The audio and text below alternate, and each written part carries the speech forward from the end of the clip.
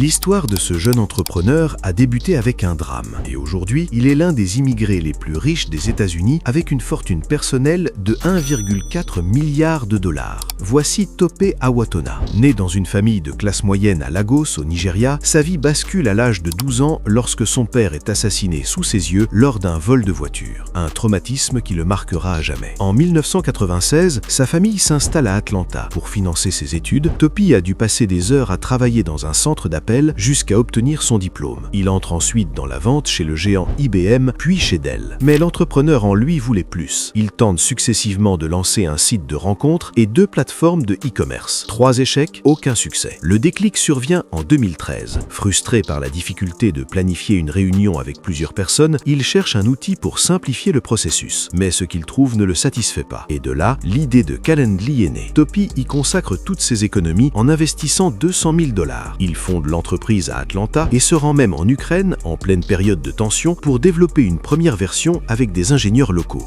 Dès 2014, Calendly décolle. Pendant la pandémie, Tope ferme le siège d'Atlanta et passe l'entreprise en full remote. Une décision stratégique qui s'avérera visionnaire en créant une flexibilité opérationnelle qui leur a permis de capter l'explosion de la demande des réunions en ligne lors de la pandémie de Covid. Aujourd'hui, Calendly compte plus de 20 millions d'utilisateurs dans le monde et a été valorisé à 3 milliards de dollars. Grâce à cette plateforme intuitive qui permet de planifier des rendez-vous en partageant simplement ses disponibilités, Tope Awotona a bâti une fortune personnelle estimée à 1,4 milliard de dollars. Son parcours est la démonstration qu'une obsession personnelle, nourrie par la persévérance et une exécution rigoureuse, peut transformer une frustration du quotidien en un outil utilisé par des millions de personnes à travers le monde.